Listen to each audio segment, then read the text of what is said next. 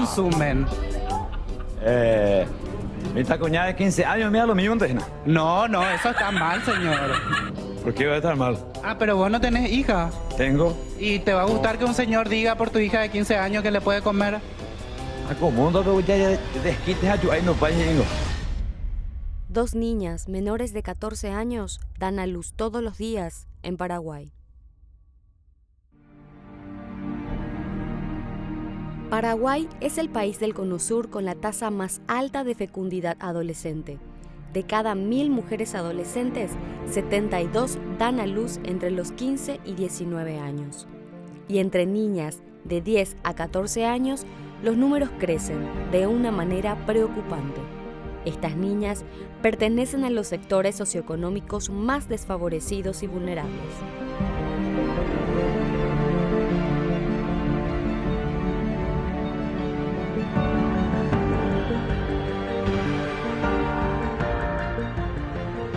Apuntar a la desnaturalización del abuso es una tarea de todos y todas. Cuando hacemos un chiste despectivo o cuando nos referimos de una forma sexual a niñas y adolescentes, estamos contribuyendo al abuso sexual. El abuso y la coacción sexual están naturalizados en nuestra cultura. Son los padres, familiares o tutores quienes autorizan las relaciones o uniones de niñas o adolescentes de 10 a 17 años de edad con hombres adultos, pese a que están tipificadas como abuso sexual en el Código de la Niñez y Adolescencia, es decir, estas uniones están prohibidas por ley. Adriana Salinas, especialista en salud sexual y reproductiva del Fondo de la Población de las Naciones Unidas, hace el seguimiento de estos casos, alertando acerca de los motivos por los cuales las niñas quedan embarazadas. ¿Por qué las adolescentes se embarazan y las niñas?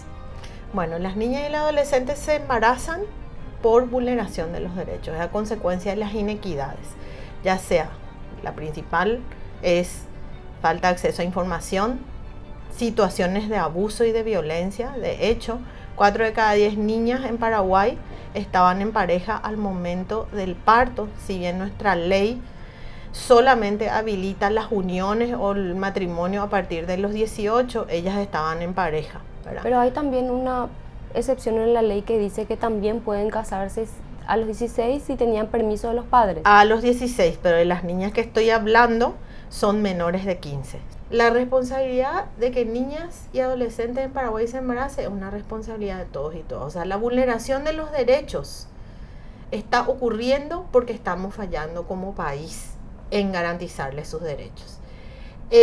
La familia tiene un rol protagónico en garantizar derechos, pero también sabemos que la mayoría de los casos de abuso sexual están ocurriendo al interior de las familias. El Estado tiene que ser garante de derechos junto a la familia y junto a toda la sociedad.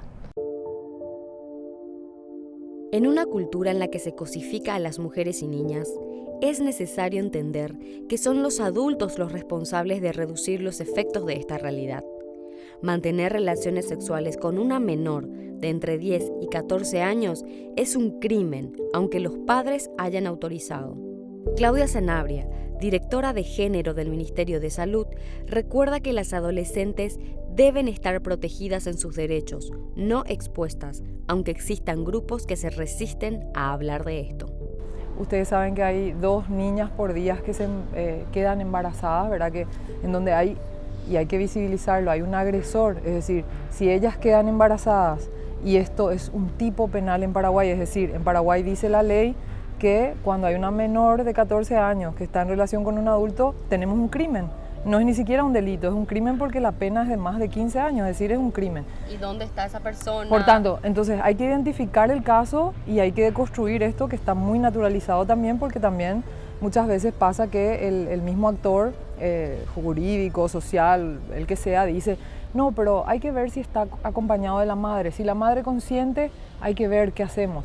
En ningún caso nosotros alentamos ese tipo de conductas, es decir, le hablamos a los profesionales y le explicamos que en todos los casos cuando hay un abuso, no importa quién haya dado ese consentimiento, es decir, si los padres están de acuerdo que la niña viva con un adulto, a nosotros no nos compete definir ni clasificar esa situación. Porque sino, la niña tiene derechos y ella tiene que estar exacto, protegida. ella tiene que estar protegida y la situación que se da es una situación que nos interpela en el sentido de proteger a esa niña. No es fácil determinar la magnitud exacta de los casos de abuso sexual, ya que muchos adolescentes dicen haber consentido tener relaciones sexuales, pero lo hacen sin tener necesariamente claro a qué están accediendo, ni las potenciales consecuencias que esto conlleva porque no recibieron educación sexual integral.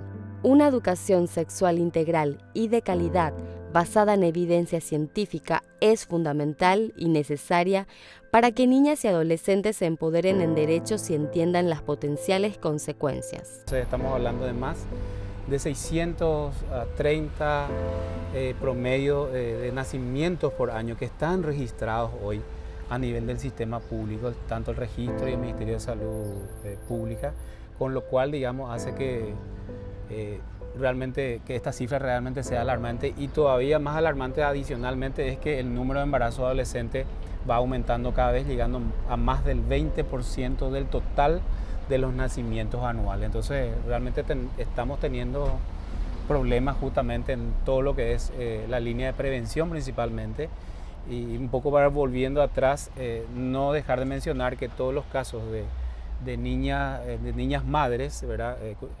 Son productos de abuso. Se dice que el fin de la mujer es tener hijos, ¿verdad? Que una mujer no es plena si no tiene hijos, pero ¿cómo afecta a una niña adolescente ser mamá? Mira, una niña menor de 15 años, si se embaraza, tiene cuadruplicadas las posibilidades de morir durante el embarazo, el parto y el posparto. Y una adolescente de 15 a 19 tiene duplicado el riesgo en relación a una mujer de 20 años o más. Sus hijos e hijas tienen 50% más de posibilidades de morir en el primer año de vida.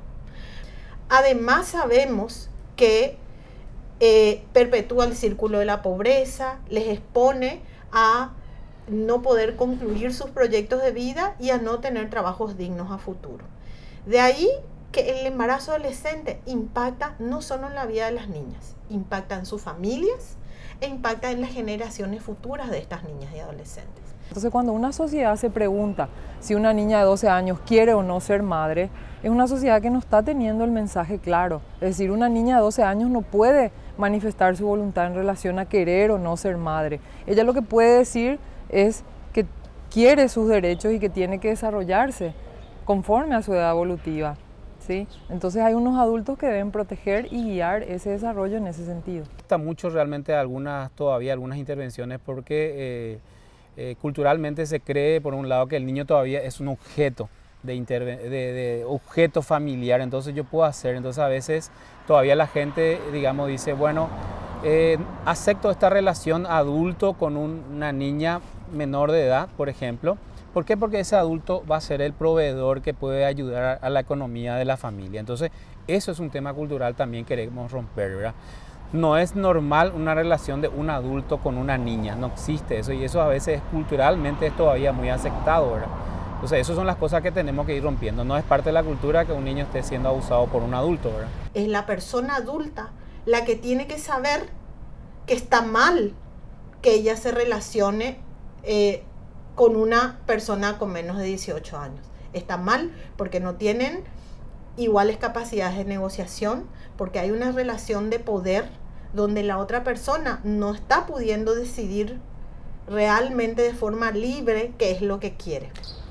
Yo creo que la resistencia histórica que se dio a este tema tiene que ver justamente con ciertos grupos más conservadores que se resisten a hablar de estos temas, sobre todo basados en el tabú que implica la sexualidad, y esto realmente es como un bastión que no sé cuándo lo vamos a conquistar, porque realmente en la vida, en lo cotidiano, los chicos están ejerciendo sus derechos, pero también las personas adultas, es decir, hay como un mundo que va pasando en paralelo y la evidencia nos dice que la gente ejerce su sexualidad y que necesita contención y que necesita información basada en derechos, y es como que estamos ignorando esa realidad. Cuando se habla a los adolescentes de educación sexual integral, el 30% decide postergar su iniciación sexual, porque con la información ellos ejercen sus derechos de manera responsable.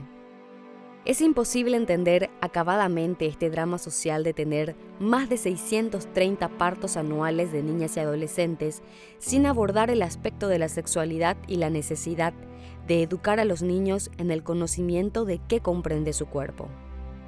La psicóloga Jazmín Escobar explica detalladamente sobre los procesos que atraviesan las adolescentes e insta a que los adultos dejen de sexualizar a estas niñas en transición. ¿Cómo es lo de la sexualización precoz? Bueno, la sexuación son los procesos de sexualidad, ¿verdad? Físicos y psicológicos. Entonces, por ejemplo, el comienzo de la menstruación, tenemos niñas que empiezan con la menstruación a los 9 años, 10 años, pero los padres, las madres, de repente no tienen todavía conciencia de que nuestras niñas empiezan antes. Entonces las niñas tampoco tienen una apreciación o empoderamiento de su propio cuerpo, ni siquiera saben lo que les está pasando. Entonces tampoco tienen las medidas o las precauciones para tomar ellas la seguridad sobre su propio cuerpo. Entonces ahí empieza realmente lo que es esta exposición a la fragilidad de un cuerpo de niña, pero con la exposición a estar potencialmente embarazada. El cuerpo de un adolescente, además de atravesar los cambios hormonales de la adolescencia, no está listo para la maternidad, porque antes de los 18 años, su cuerpo y sus emociones se siguen desarrollando. Bueno, en todo esto, si hay un embarazo precoz, ya sea por abuso, por manipulación, por presión de la pareja, del novio, del andante, ¿verdad? Por una causa diversa, pero peor si es por un abuso, por un mayor de edad. Esta nena encima, si es que pasa por silencio, por manipulaciones, que el embarazo también es un proceso de transición hormonal, psicológico, o sea que los dos son procesos que pueden llegar a ser, independientemente el uno al otro, bastante difíciles a nivel emocional.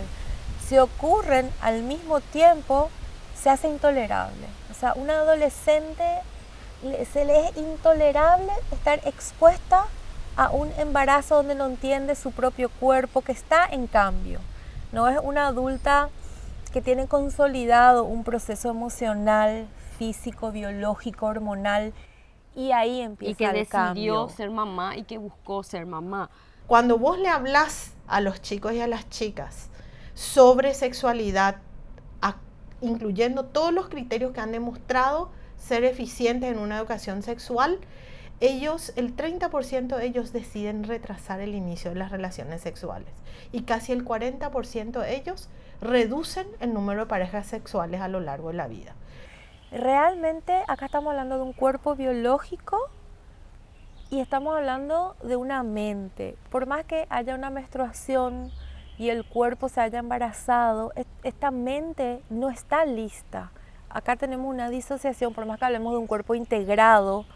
Realmente una nena hasta los 18 años, hay una madurez emocional, psicológica, social, que realmente no comprende ese embarazo. Es una nena todavía que no puede parir otra nena u otro nene. ¿Por qué existen ciertos sectores sociales, ¿verdad? O no, que se resisten tanto a la introducción de la educación sexual? Yo creo que tiene que ver con muchos miedos que son infundados y con mucha desinformación, en donde hay sectores también extremos que desinforman, es decir, piensan que informar es abrir a... Es potenciar ciertas conductas. Y justamente uno de los mensajes en cuanto a educación sexual integral es que la educación sexual integral lo que hace es precisamente empoderar a la persona de su propio cuerpo y no al revés. Y está comprobado en países desarrollados donde ya se implementa hace mucho tiempo la educación sexual integral que dar este tipo de información y sobre todo de manera oportuna lo que hace es que la persona ejerza sus derechos de manera responsable y hasta retrase el inicio de las relaciones. Y hay varias experiencias. Estados Unidos inicialmente da una educación integral en sexualidad focalizada fuertemente en abstinencia. Ellos tuvieron que revisar la evidencia y se dieron cuenta de que hay que incorporar, también hablar sobre anticonceptivos, también hablar sobre prevención de VIH, todo, darle a los chicos todas las herramientas para que ellos puedan tomar mejores decisiones. Paraguay tiene el bono demográfico a su favor, una ventaja socioeconómica que no durará para siempre. Es ahora el momento de preservar y garantizar el correcto desarrollo integral de nuestros niños, niñas y adolescentes para que mañana puedan ejercer su individualidad con responsabilidad y confianza. El embarazo adolescente es el rostro de la desigualdad en Paraguay. Hoy vivimos una oportunidad única con el bono demográfico para dar el salto que aporte al desarrollo económico de nuestro país. Esta ventaja está en riesgo. Si no invertimos ahora en adolescentes y jóvenes, estamos comprometiendo su futuro y el de nuestro país.